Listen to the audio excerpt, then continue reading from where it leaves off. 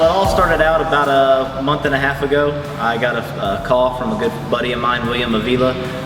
He told me about 2 Grand Nationals, consecutive VIN numbers, never been owned, under 1,000 miles on both. One of them has 834 miles. The second one had 592 miles, which is behind me here. VIN number, consecutive VINs is still going to have the window stickers still displayed in the windows. So if you don't like those, you could take those off as well. That's what the buyer had put in his advertisement. Asking 200 grand. I thought it was too good to be true. I thought it was one of those old Craigslist spam sites you always see, and I didn't really think much of it. Then the next day, I got home from a long day's work. I sit down and had a drink, and just decided I'd shoot this guy a text. I was told that he wasn't responding to anybody. So long story short, I send a text, and about the time I'm setting my phone down, I get a ring back on my phone. I pick it up, the guy responded. And he actually said, these are true 1986 Grand Nationals. It's a real deal, and he was going to send me some pictures the next day. Well, I never heard from him the next day, so I didn't think of anything about it, And that following day at work, I ended up getting 8 pictures come across my phone. And it was 8 pictures of 2 Buick Grand Nationals. And I couldn't believe it. I was like, this is the holy grail, the holy find. And at that point, I texted Will back. I was like, man, you ain't gonna believe it. I sent him all the pics. He got all excited. I got all excited. I was like, we gotta plan a trip to go see him. Well, once I found the location, it was out in the western skies of Oklahoma and Texas Panhandle. Took us about 3.5 hours to drive up there. I set a date on Sunday. We drove up there, got up there about 4:30, met the guy. He rolled open double car garage door, and they're set 2 Buick Grand Nationals, never registered, open MSOs, odometer statements, dealer invoices, window sticker still up with about 3 inches of dust, as you can see on the vehicles, with some cat prints and everything. It comes with 2 vehicles sitting for 30 years. I asked the guy if I could, look them over and have William look them over. He's my Buick guy. He knows these cars like the back of his hand. And upon me walking up to the window, I looked at the VIN, and I looked at the window stickers, and I kind of wiped some dust off where the sticker was at. And to my surprise, it wasn't 1986 Grand Nationals. It was 2 1987 Grand Nationals, the last year for the production.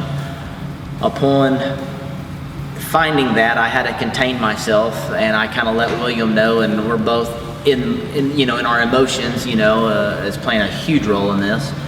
So me and the guy kind of hash out, some figures and so forth, just to kind of feel him out while William's looking over the vehicles. And later on, about an hour later, I told him, well, I needed to mull this over. I needed to kind of think on some things. And we went back into the city, and I couldn't believe it. I was definitely excited.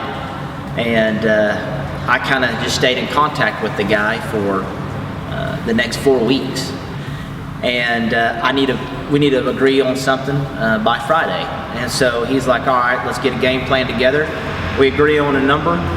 I drove up there with Paul Mesmer and William Avila, good buddies of mine once again. Upon arriving at the location, he was kind of hesitant because that prior day, he told me the dollar amount he wanted on each cashier's check, so that's what I did. And pulling up there with the cashier's checks, he got real wishy-washy, saying, that he had heard some fakes, some fake cashier checks going around. So I assured him they wasn't, but I understand. He don't know me, and I don't know him. So we go to his bank and, agree, go to the bank. Let's handle that at the bank the proper way. And after about an hour and a half, I ended up just wiring him the money instead. That way everybody was on the same page. Got back in the car, headed back to his house, loaded him up, and got out of town. Came back, had 2 open MSO Buick Grand Nationals. I went ahead and went through the legal system, got the titles in my name as I'm the original owner of both the Buick Grand Nationals now. Did a lot of research about the vehicles before I even put my hands on them. I let them set for about a week to get a game plan. Reached out, called a lot of restoration, a lot of detail companies out there from east to west coast. It didn't matter if I was driving to Chicago, if I was driving to Kentucky or California. I wanted the best of the best, and got a lot of feedback, interviewed a lot of companies for the job, and just so happened I got a referral from somebody local and about Brian and the Auto Spa, and I came down on a Friday and interviewed him. And he said exactly what I was wanting to hear. Everybody kind of was telling me how their processes are, and their processes were as you was dealing with a 2000s model or a brand new car. You know, when you're dealing with a 60s, 70s, 80s model vehicle, it's a lot different. The paint, everything's different. It's just a different process, and nobody had mentioned that process of what I was wanting to hear. And that's some of the first words that came out of Brian's mouth, so I knew he was the guy for the job. And I'm excited. I'm excited to see, after he puts his magic on them, how they're going to be brought back to life. I mean, they need a lot of love, but he's the guy to do the job, and I'm excited.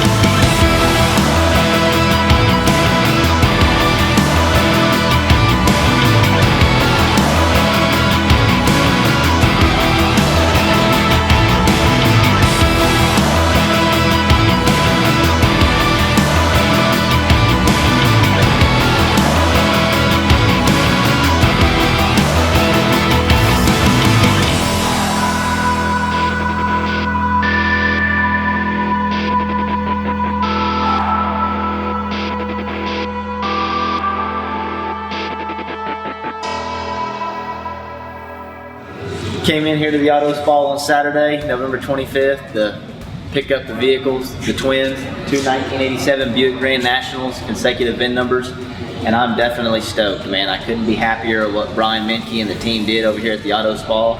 I'm excited. We're fixing to finish up the Hot Rod magazine shoot. We're taking them down to Thunder Valley right now. They're going to shoot those for the upcoming magazine. Keep your eye out. You're going to see them around town. I'm excited. Stoked.